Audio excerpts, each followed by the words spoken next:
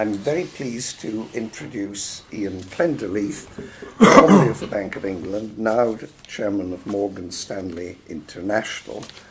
And Ian has come to talk to us about regulation, particularly from the point of view of someone who was a regulator, because Ian, as I shall say, spent most of his career at the Bank of England, during which he regulated the government securities market. And since retirement from the Bank of England, Ian is now on the other side, as it were. So how does a regulator feel about being regulated?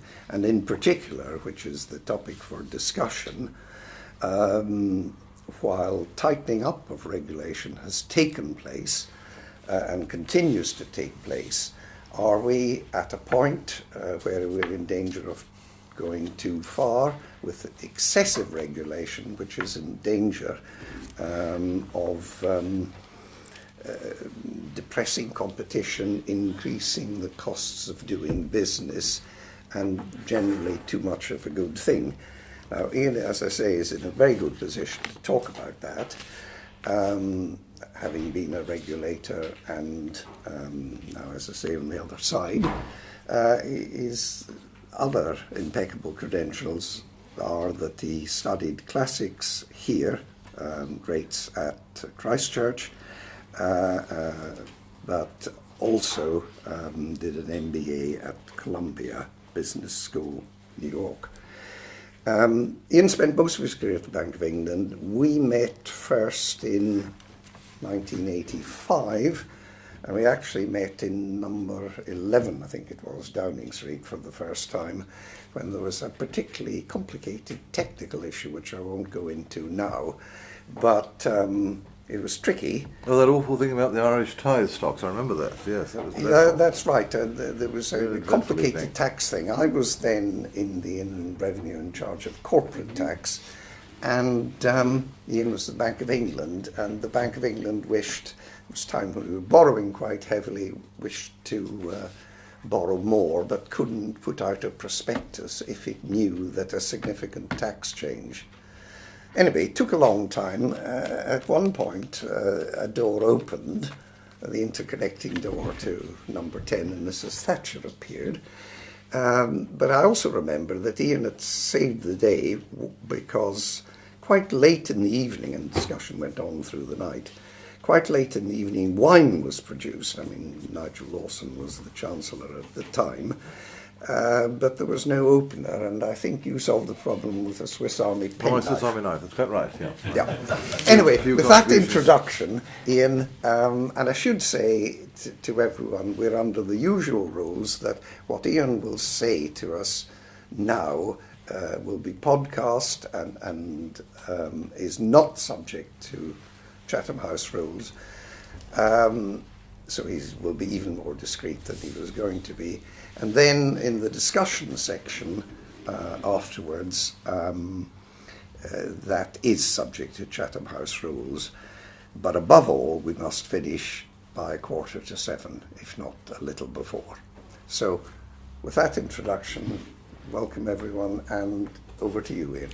Thank you very much, Robin, and thank you all for coming indoors on a day like this. I have to say, see so many people gathered in a room on a beautiful spring afternoon like this, talk about financial regulation, suggests to me either there's something seriously wrong with your work-life balance or there's something not quite right with financial regulation. And I think it's the latter that I want to talk about. And what I propose to do is talk a bit, and then perhaps we could have some discussion after that. And I really want to talk a bit, I think take it in sort of 3 steps. First of all, talk a bit about the scale of increased regulation that's taken place since the financial crisis in 2008,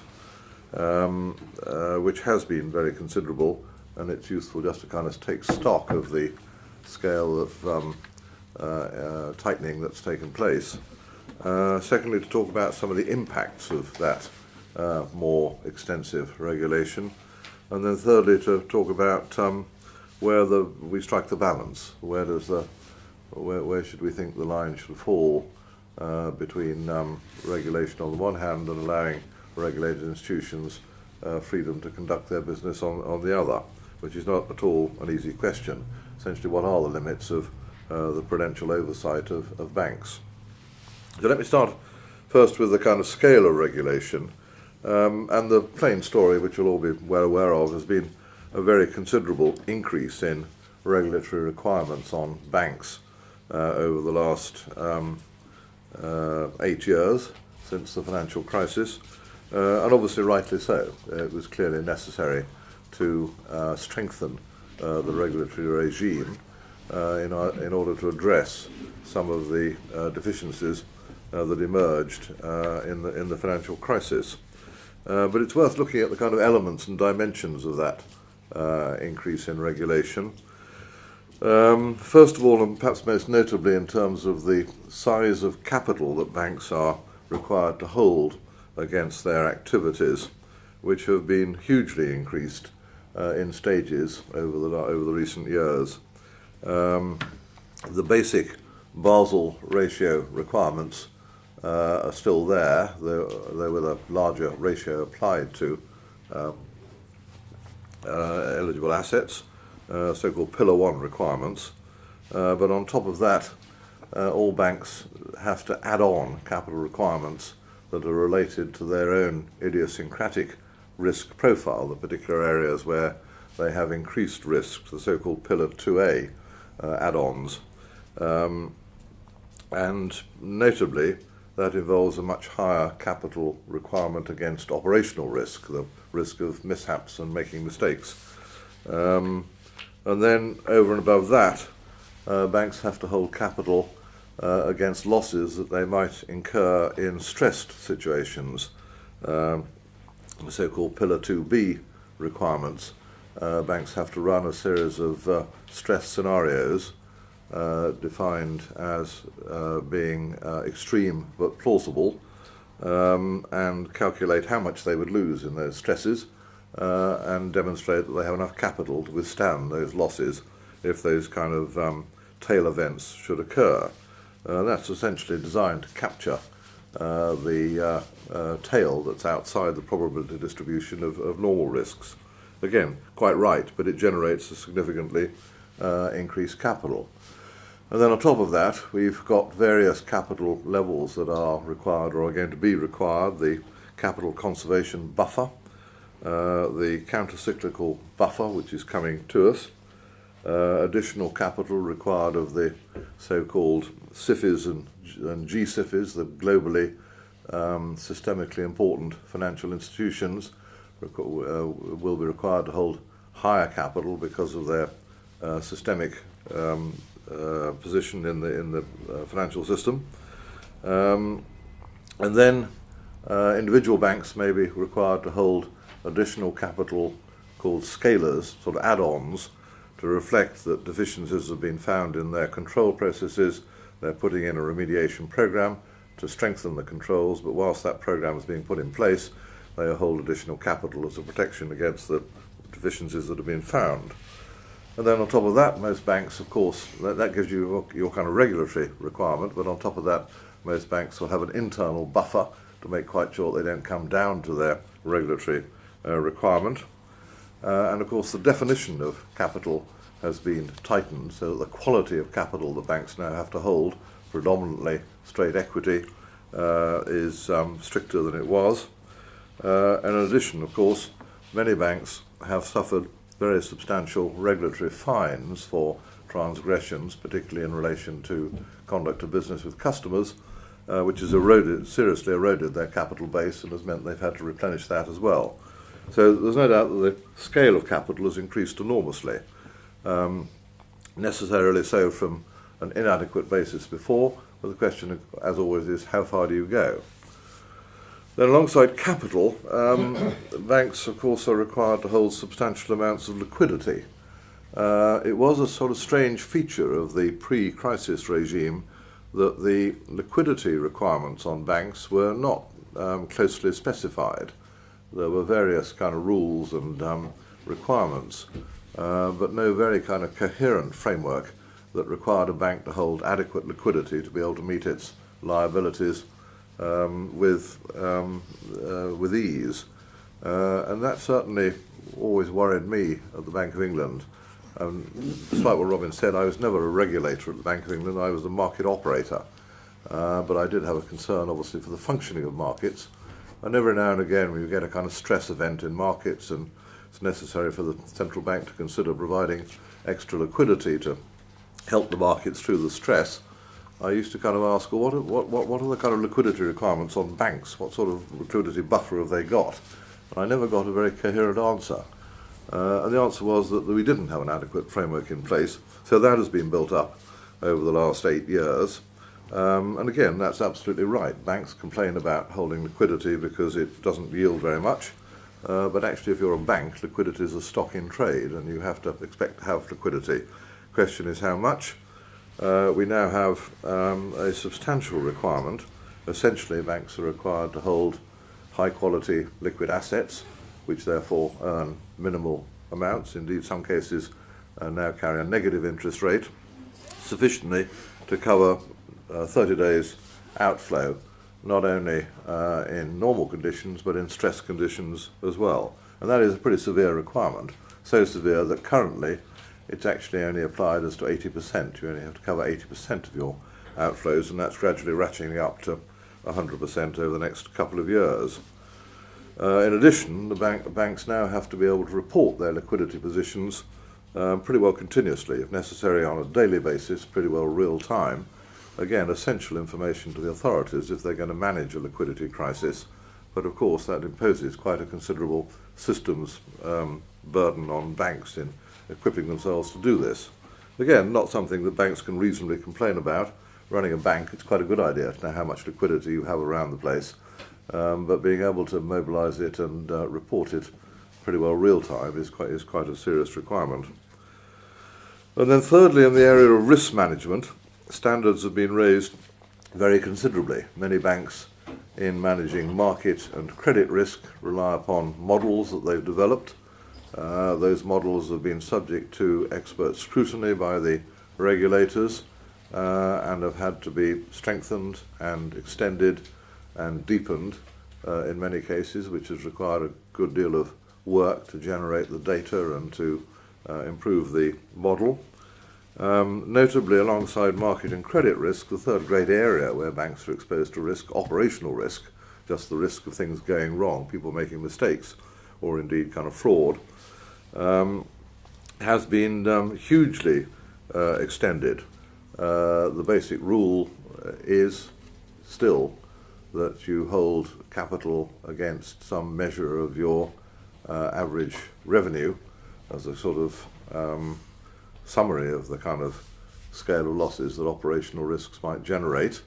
But over and above that, banks now have to have a much more articulated framework of what are the key operational risks that they face, how do they define those risks, what is their appetite for those risks. And that's an interesting question in relation to operational risks, because any financial institution has an appetite for market risk, trading, and for credit risk, lending, and wants to deliberately go out and generate risk in those areas, because that's the way you make money, or try and make money.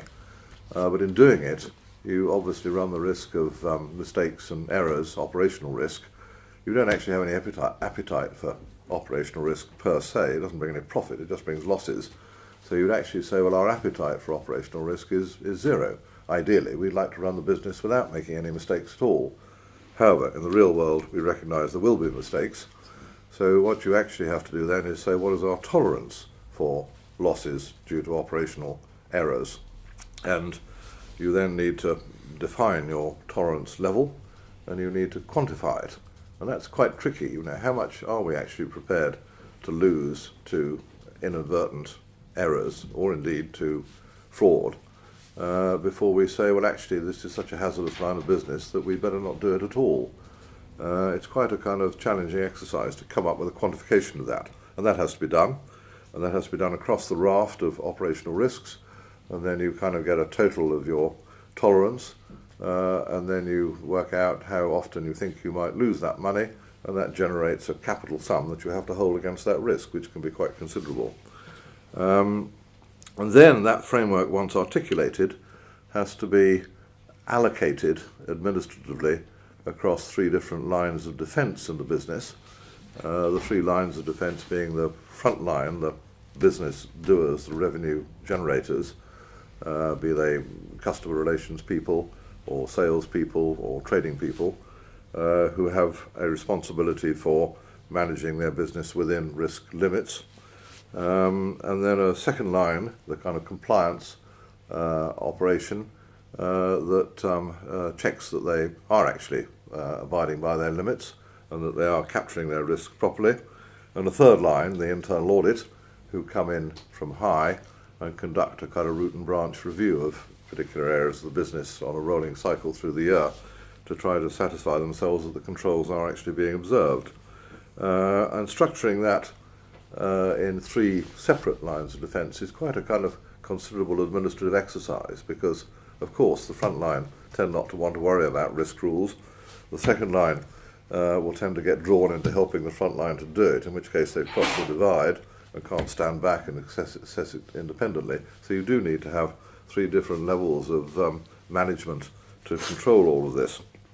And then across all of that, there's the financial conduct authorities, FCA's concern about conduct risk, essentially the risk that you mistreat customers or misbehave in markets, act in an abusive fashion in markets, and they've elevated significantly their concerns about conduct risk, and a lot of the fines that you've seen banks suffering have been because of what's regarded as poor conduct in relation to customers or markets.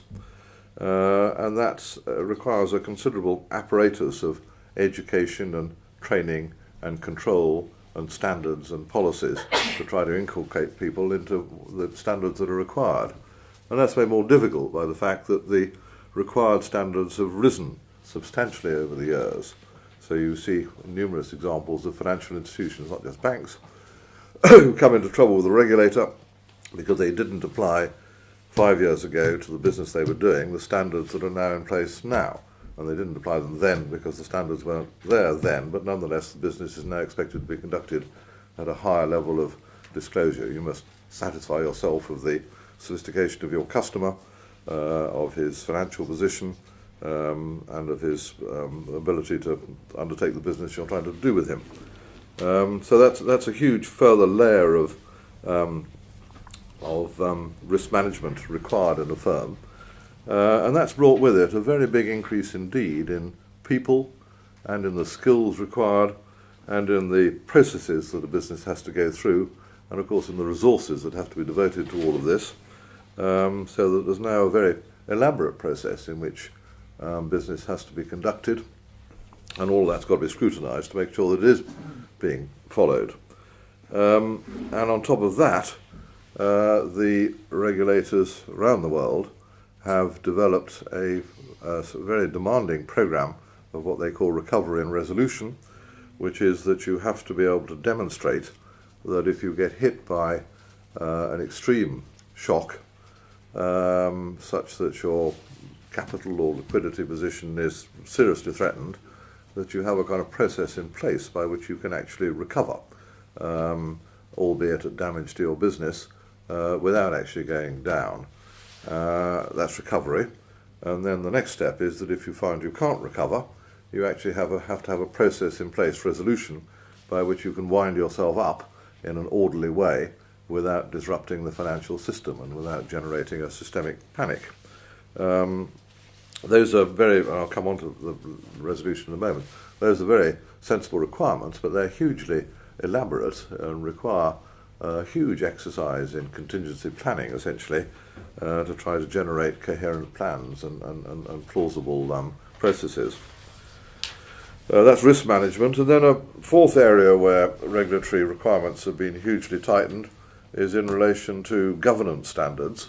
If you're going to have all these rules and requirements and standards, you've obviously got to make somebody responsible for them, you'll not be surprised that the boards of directors are the ones chosen to this honour.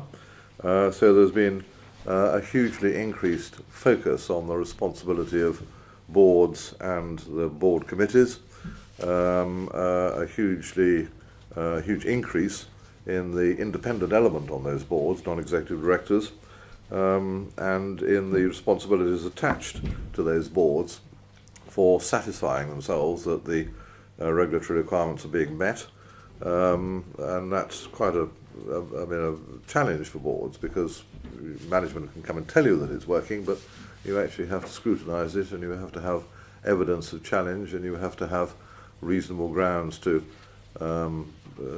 believe what they say, which you can't just do by listening. You have to do it by going around and by cross-questioning and deep dives and independent reviews and whatever processes you can think of to try to get yourself comfortable that the requirements are being met.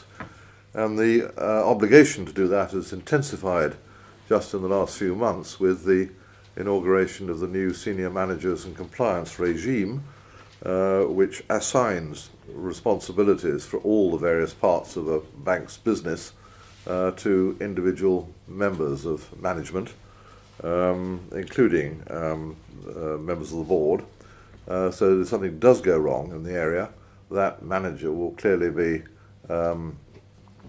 personally responsible for the inadequacy and can be reprimanded or sanctioned individually.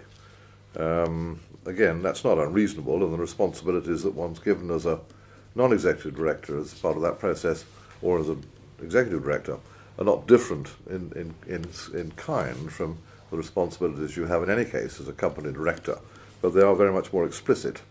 And again, one has to think about what processes you go through to demonstrate that you've done something specific to satisfy yourself for what you're responsible for. And then below the level of the board, there's been a requirement for a much more formal structure of management committees to address, to oversee various parts of the business, to ensure that issues are not just kind of decided on the run, but are properly debated, that they're on an agenda, that papers are produced, that meetings are held, that minutes record them, that follow-up action is itemised. So the process has become much more formalised and much more structured. And critical to all of that is the need to demonstrate evidence of challenge. And challenge is not just asking questions, it's kind of digging around, hopefully intelligently, to try to see whether one thinks that what one's being told is actually the right picture. And that applies as much to management as it does to directors. And finally, in this kind of lifting of the regulatory scale of regulatory activity, there's a much greater presence by the regulators on site in banking offices, on site visits, inspections, scrutiny is very much more extensive than it was 8 or 10 years ago, so that individual areas of the business will be told they are going to be visited for a week, and a team from the regulator will go through that area of their business in some considerable detail, which again is a intensification of the process. And I suppose on top of that, one has to recognise that there's the international dimension, that if you're a bank operating in the UK with an international business, you not only have the PRA as your prudential regulator and the FCA as your conduct of business regulator, but you're of course subject to EU regulatory requirements, which are translated into UK requirements, but often the EU ones have a slightly different kind of angle because they're Europe-wide. Anyhow, you may have business in other European countries, so you need to meet the EU regulations as well. And then if you're an international bank, you've of course got the US regulator, and you've got Swiss regulations, and you've got Japanese regulations, and you've got Chinese regulations, so that each, although these are internationally coordinated through the Basel Committee on Banking Supervision and the Financial Stability Board based in Basel, each country has its own slight angle, and it is true still in degree that although banking tends to be global and international in its reach, like many areas of business activity now, straddles across national boundaries, financial regulation is still essentially national in its focus. It's concerned with the safety and soundness of banks operating in its own country, so that you are subject to multiple regulatory angles. That's the kind of scale of regulation, and note that I make no value judgment about all of that. I try to be descriptive. Undoubtedly, an increase in regulatory intensity was needed. The question is simply how far it should go and where the kind of correct point of balance is, and I'll come to that. What are the impacts of all of this increased regulation? Well, number one is undoubtedly that we have a safer and sounder and more resilient banking system in this country and in all the major countries now than we had 8 years ago. It is highly unlikely that the kind of financial crisis that snowballed in 2007-2008 would occur again, anything like that form. And that's undoubtedly a gain. It is a safer, sounder system, and one that's less likely to require support from the taxpayer in extremis. But of course, those kind of benefits don't come without other side effects. What are the other side effects? One notable one, which will be clear from what I've said, is that overheads have increased hugely, and very often fixed overheads. The capital requirements are heavy, and that costs money. The liquidity requirements are considerable, and these days liquidity earns a very low yield, or indeed, as I say, in some cases, negative yield, so that is a clear business cost. The manpower numbers are hugely greater, particularly in the kind of control and oversight functions, which are an overhead, a necessary overhead, but nonetheless an overhead. They're not revenue generating. And perhaps most critically of all, management time now has a much greater focus on regulatory issues, on whether they're meeting the requirements, on what the demands of new regulatory requirements are going to be, and how they organise themselves for that, which of course at the margin is bound to come at the expense of revenue generating business activities, so the overhead costs are much greater. Another area where there's clearly an impact is lower profitability. That's not solely down to regulation. There are all sorts of other reasons why banks are struggling to make adequate return on capital in current circumstances, but there's no doubt that the intensity of regulation has had a dampening effect on profitability. Now, that means lower returns for shareholders, which in the larger scale of things perhaps doesn't matter very much. If shareholders don't like the return on investing banks, they can go and invest in something that they think will be more remunerative. But it does mean that also that banks have much less capacity through profits to generate capital, to build up their capital base, to meet these requirements and give them the base to conduct their business. It's much more difficult for them to generate capital through retained profits because there are fewer profits. But it also means, and I think this is the kind of where the real impact will come through into the financial system as a service to the public, is that a range of banking products begin to cease to be profitable for banks to offer. It becomes quite difficult to offer some products, particularly retail, if the regulatory cost of doing so is so high that the price you have to put on the product is such that people don't actually want to buy it at that price. So you will tend to get a narrowing of range of financial services simply because some of them cease to be economic to provide, given the costs of doing so.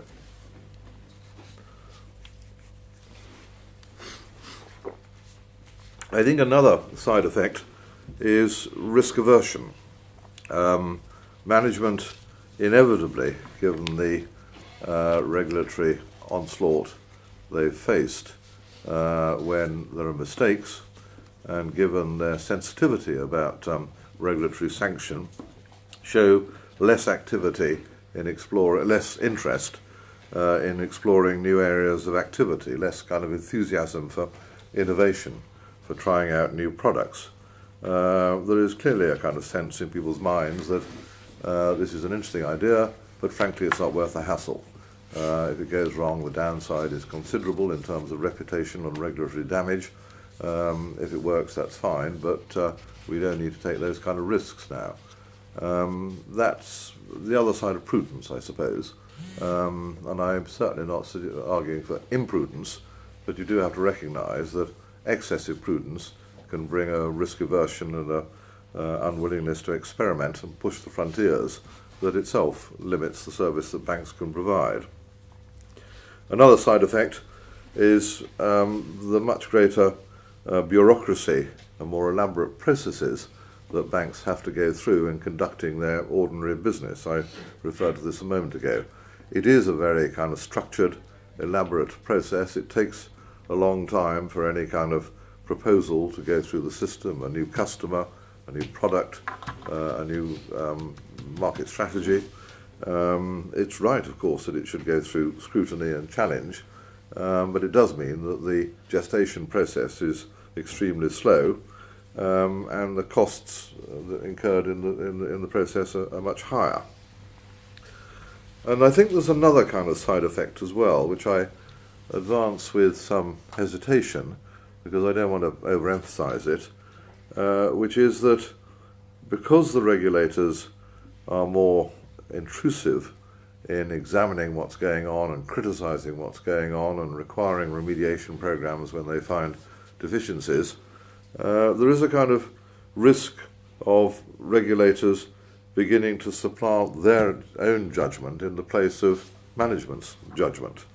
A kind of erosion, if you like, of management's sense of responsibility for the business that they're supposed to be conducting, a blurring of the line of demarcation between management and board and regulator.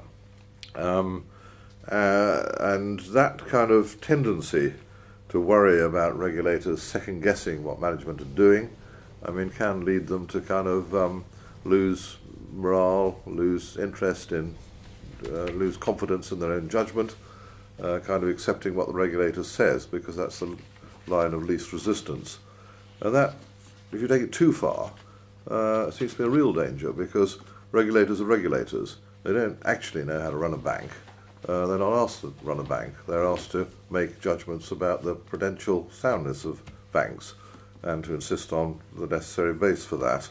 But if they get drawn into making what are close to management judgments, I think there's a danger that the lines of accountability and responsibility will get blurred, and that will make for less well-run banks and actually more hazardous banks in time. You see it more generally, and I don't apply this just to regulators, to the modern science of corporate governance, where the astonishing thing is, just as I found at the central bank, it was amazing, you must have found this work, amazing how well everybody else knew how to do your job. And they spent ages writing the newspapers telling you what to do, and I always felt very grateful to them for clarifying it. I hadn't realised it was quite so simple and straightforward. Similarly now, if you sit on a board, there are huge numbers of people out there who'll tell you how to run a board and how a board should be conducted and what it should do. And I kind of begin to reach the point where I think if I did all those things, we never actually get any business done at all, and we certainly wouldn't have any discussion. We spend the whole time having kind of processes and procedures and going round in circles.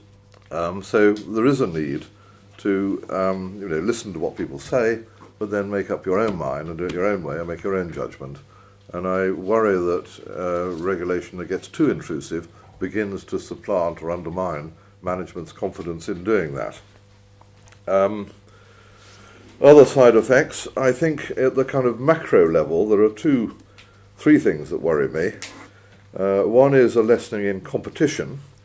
The higher the costs and the overheads, the higher the kind of regulatory standards, the more the barriers to entry, the more difficult it would be for banks, new entrants to come into the market, and I think we're seeing that with the kind of startup banks that are trying, and the more difficult it is for banks to compete with each other, because their ability to produce the innovative product or the more effective service that wins them business is dampened by their concern about the regulatory side effects if the thing goes wrong. So I think you do get a lessening of competition in the banking sector. And you see that, I think, in the continued existence of these very large banks, and I'll talk about that in a moment.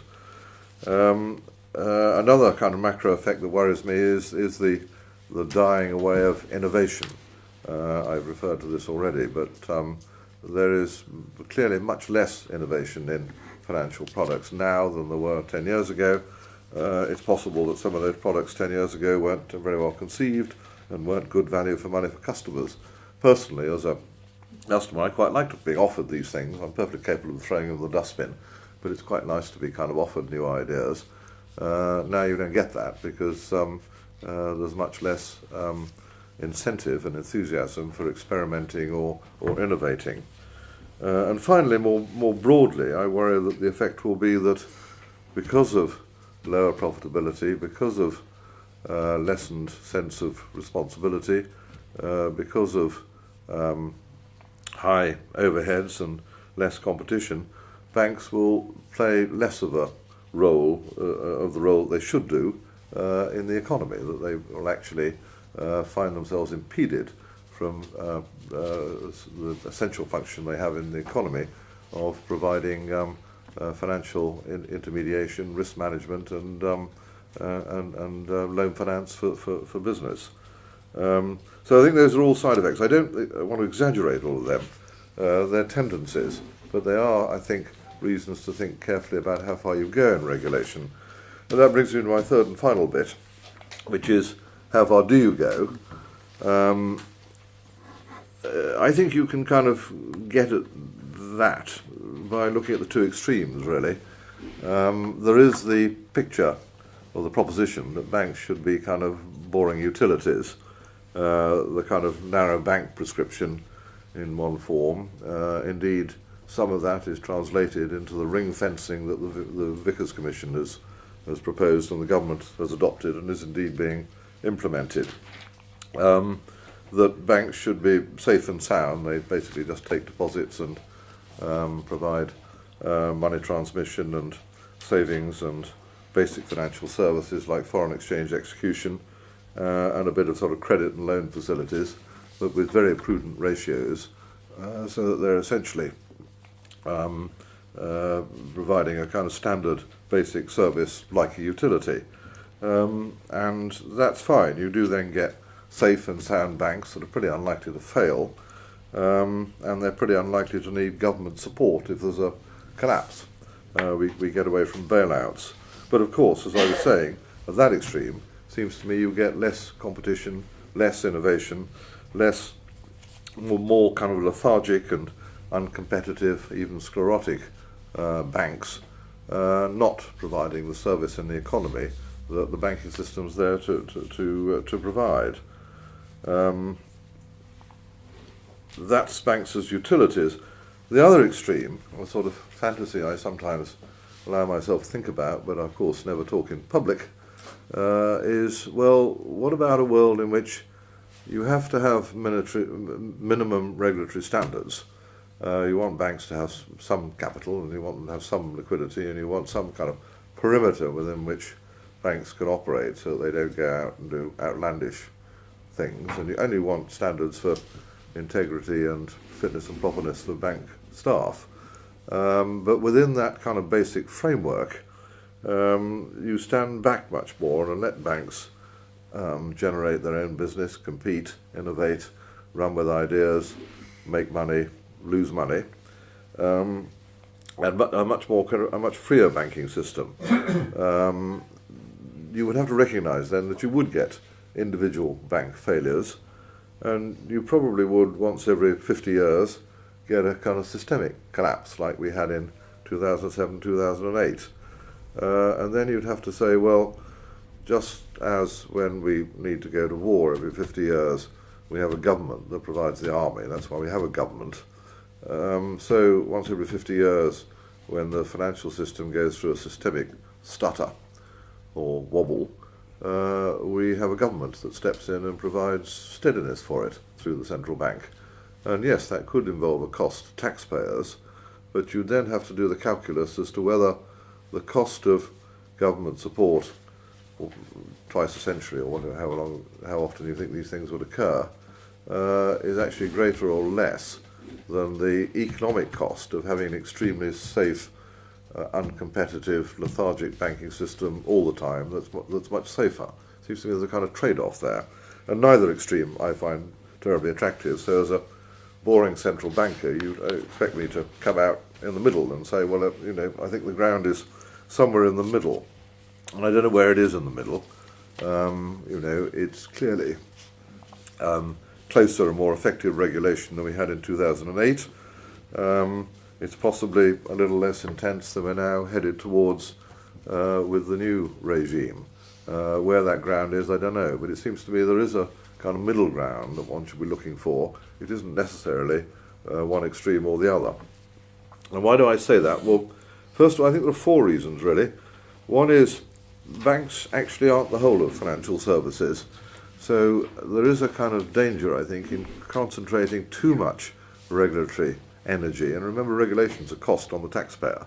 A lot of regulators who could be doing useful jobs if they weren't regulating banks. There's a danger and a cost in focusing too much regulation just on banks, whereas investment management, say, is just as important to many people's financial health, and people say it's not capable of generating a systemic crisis. I don't know that I believe that. I think it's perfectly possible that it could generate a kind of panic. Insurance is extremely important, part of financial services. That certainly could generate a systemic problem, though insurance companies have the merit that they're actually extremely hard to make them go bust because of the way they're structured. I think liquidity in markets is a very important part of the financial system, and one needs to think very hard about whether the regulatory system is damaging liquidity in markets to a cost to the economy as a whole. I think the application of technology to financial services is an extremely important part of the process, but we don't address anything like the kind of public sector, government-led focus to that sort of area that we do to regulation of banks. Most vitally, I think retail savings products as an alternative to people's pension savings are enormously important, and we don't seem to devote anything like the focus on improving the quality of retail savings products that we do to trying to regulate mortgage lending. Indeed, I always thought it slightly ironic that much the best personal savings products in the market are those provided by a government agency, the National Savings and Investment Office. There doesn't seem any kind of emphasis on the financial system providing savings products of that kind of quality. So one reason, as I say, we're not going too far in bank regulation is that banking isn't the whole of it. There's lots of other areas that need attention. Second is the really big problem that you face in any case of banks being too big to fail. And I think that problem is accentuated by the lack of competition in the banking system, which is why you still have 8 or 10 or 12 or however many major international banking organizations dominating global banking. You ain't going to deal with that problem by closer prudential regulation, because no amount of regulation will prevent a catastrophe if one of those banks should fail. You're only going to deal with that kind of problem, I mean, quite rightly, by I think partly by increasing competition in banking, but also by the resolution plans that are being developed, where it is important that major institutions should have a clear idea of how they would wind themselves down without having to go to the government for bailout if they were actually to get into a state of collapse. Not even then, you can argue that the collapse, what the government role should be in relation to the collapse of a bank or a systemic crisis depends on the origin of it. If it's caused, as it was in 2007 initially, by the shutting down of the interbank market, it's there's a kind of argument to say, well, we don't expect to have to conduct our business on the basis that the lights will go out and we can carry on as normal. We have a government whose job it is to try and ensure that electricity keeps going. Similarly, we don't expect to conduct our business on the basis that the interbank market will suddenly shut. We'd rather have a government or a central bank that would be there to ensure that if the interbank market suddenly stuttered, it would actually be revived. It's an alternative way of going about it. But the key point there, I think, is too big to fail needs addressing in any case, and heightened prudential regulation isn't going to deal with it. And the third area why I think regulation beyond a certain point is unwise is the development of shadow banking. That the more you regulate the mainstream financial system, the more you will get a tendency for banking type activity to move outside the regulated sector and develop in an unregulated basis. And you can say to yourself, well, that's fine. I mean, if they want to go and do business outside the city walls, that's fine. We're just interested in what's going on in the city walls, and we'll make sure that's properly conducted. They can go and camp in the moat outside, and we're not concerned about them. But the trouble is, if you get enough kind of activity outside the city walls, when that blows up, it still brings the city walls down from the outside rather than from the inside. So you actually have to be concerned about the scale of activity going on outside the regulated sector. And that's another reason for not pretending that you've got a perfect system just because it's very intensively regulated. And a fourth reason, I think, is that I don't think prudential regulation can address, it's a very necessary part of the process, but I don't think it addresses some of the major policy issues that we face, which are at the kind of macro-prudential level. It seems to me there are big questions about the build-up of risk in the system, the nature of the functioning of markets, the nature of collateral, the degree of soundness of the settlement and payment systems, which are key concerns for macroprudential policy, and you don't make them safer by pushing prudential oversight of individual banks further and further and further.